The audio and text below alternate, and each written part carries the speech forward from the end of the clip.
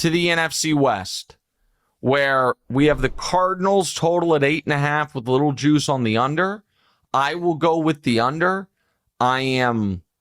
Listen, Jonathan Gannon is trying to build out the defense. He might finally have some of the personnel to do that. And I still believe Marvin Harrison Jr. can be an unbelievable pro, even though he had a disappointing rookie year. But I'm not a Kyler guy. I got questions on their O-line.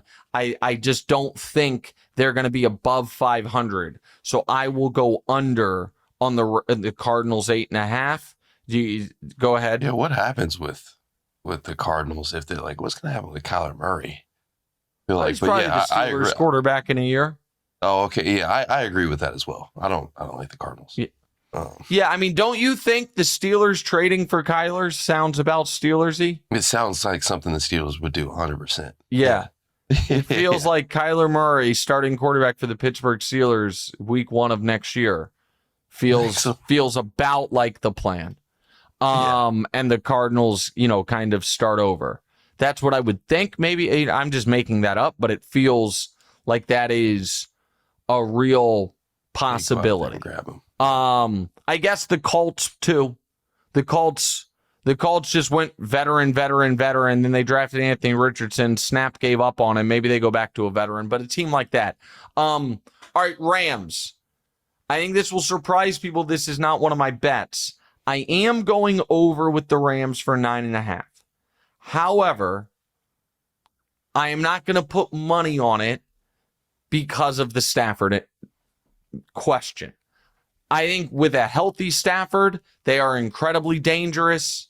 I think that they could, if Matt Stafford is healthy by the playoffs, then I'll feel about them this year the way I did last year. They could win the conference. But that amortal chamber and missing that time, even if part of it was a wink and a nod, you can have, a lot of training camp off, like you've speculated a bit, DeMonze. It does seem like there was at least something there. Yeah. So I don't want to bet the Rams, but I do think they're going to win the division. I do think they're the best team in that division, but I don't want to have a bet on the Rams. And then by week 6, it's like in starting his 3rd straight game, Jimmy Garoppolo. Yeah. That's a nightmare. And so I don't want to do that. Thanks. And then the Niners, one of my favorite bets of the year, under 10.5. This is the least talent they've had on defense since Shanahan's first year there. They have just totally had to remake. Fred Warner's amazing. Nicky Bosa's really, really good. Aside from that, it's a bunch of young guys that it's a hope and a prayer. The wide receiver core is just ravaged. I mean, they have signed they traded for Sky Moore. I think they signed MVS. It's a bunch of guys who, while Patrick Mahomes can throw touchdowns to them in the Super Bowl, I do not know that Brock Purdy is going to get the most out of them. And listen, I think Christian McCaffrey, when healthy, is a top 3 back in the league. I think that's undeniable. But the health is a concern. Though. Yeah. Say it again. I mean, I think you had to go to Germany to do that. Oh, yeah. I feel like if you got to do all that, it's serious. It's correct. And Kittle has shown no signs of slowing down, but he's at an age where you have to incorporate. There's a chance he does. And they lost their backup left tackle to the Chiefs in free agency. Trent Williams, future first ballot Hall of Famer, but he did miss some time last year. The oldest starting tackle in the league. Feels like you're on a knife's edge, and we have seen what Purdy's numbers are, what happens to that team when Trent Williams is out. All those reasons, and the fact that they could win the division, make the playoffs, and the under still come in because it's 10.5. And I know the one thing I'm not saying that everyone else is going to say, the schedule. Despite all that, I will go under 10.5. And then that leaves us Seattle. This is, to me, a true coin flip, so we don't have to spend much time on it. It's set at 8.5, even money on the over. I will go under, but I don't have much. They are an 8, 9, 9, and 8 team to me. And so we don't have to, because I don't have a super strong feeling on it, we don't have to spend a ton of time on it. Give us, DeMonze, the full, well, I will give us the NFC, then you give us the whole thing. The bets we are making in the NFC are the Cowboys under 8.5 at -145, the Bears over 8.5 at +115, the Vikings under 9.5 at -125, the Falcons over 7.5 at -140, the Bucks over 9.5 at -120, the Niners under 10.5 at -130, which gives us, you don't have to tell us the odds on these, DeMonte, but give us all the overs and the win total, the teams and the win total. So overs, we got Jags over 7.5, Chiefs over 11.5, Raiders over 6.5. We got the Bears over 8.5, and Tampa Bay over 9.5, and Atlanta over 7.5. So the only big number over I have is Kansas City. Not surprising, I'm sure. And the only team on there with a low number that I think could smash it is the Raiders at 6.5. All right, let's go to unders. Unders, you got the Bengals under 9.5. We got the Colts under 7.5. Broncos under 9.5. Cowboys under 8.5. With the Vikings under 9.5. And then the Niners under 10.5. Yeah, and the only team on there that I think might smash it is the Colts. I don't think any of those other teams are going to all of a sudden win 3 or 4 games. I guess, you know what?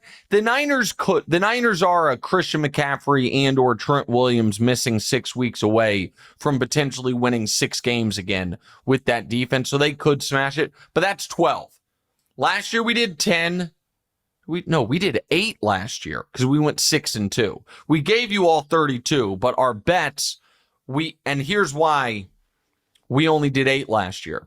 Because I got too cute. Because I did a bunch of, there's a better way to bet this. And I did a division or a playoff or whatever, and I got annihilated on those. We've got the Jags at +180 to make the playoffs. I've got them too. I'm riding with you on that one. Okay, yeah. And I'm being, I think, conservative. Because I'm not having them win the division. I'm having them make the playoffs at +180. It's the biggest year of Trevor's career. I think he comes through.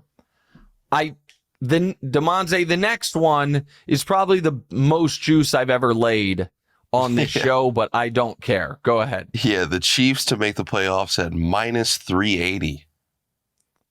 Was that money laying on the ground? Why didn't I pick it up? You can say you're gonna lay. Yeah, I am. I'm gonna lay -380, and you can be like, Nick, what if Patrick gets hurt? I got bigger problems than a damn Chiefs make the playoffs bet if Patrick gets hurt. I'll tell you that much right now. And so the Chiefs, and so that means I'm gonna have to risk the way these. I should have made this clear for our new listeners. All of our plus bets, unless otherwise specified, all the plus bets we put 1 unit on. All the minus bets we put enough. If it's -140, we put 1.4 units on it. We put enough to win 1 unit. So the Chiefs, I'm putting 3.8 units to win 1, but that's fine. This one here, however, like I said, unless otherwise specified, this next one is a half unit bet, and the one following it is a quarter unit bet. Go ahead. You got the Raiders to make the playoffs at +340. Yeah, I mean, I've talked a ton about the Raiders in a bunch of spots. I just like the value at +340. This one's going to shock people, I would imagine, but I'll explain it in a second. On people. Giants at +500 to make the playoffs. All right.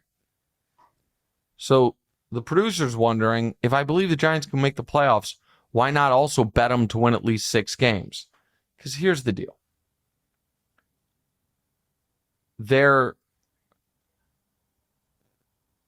I don't actually think the Giants are going to be really good. However, there has to be the shock playoff team.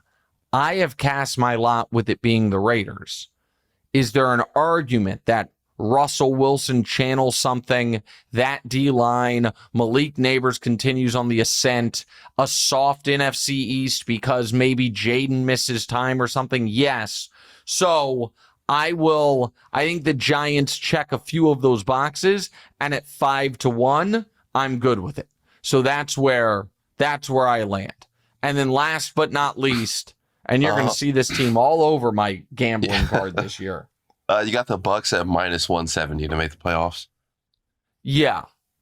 I mean, they're going to win the division, but maybe Penix is unbelievable, and the Falcons with that schedule end up somehow winning the division at least. But the Bucks the Bucks are going to win 10 games. 10 games will get them in the playoffs. At least 10 games, I should say. So I just want to have action on the Bucks all over the place. So my make the playoffs bets are Jags, Chiefs, Raiders, Giants, Bucks, with again half unit on the Raiders, quarter unit on the Giants.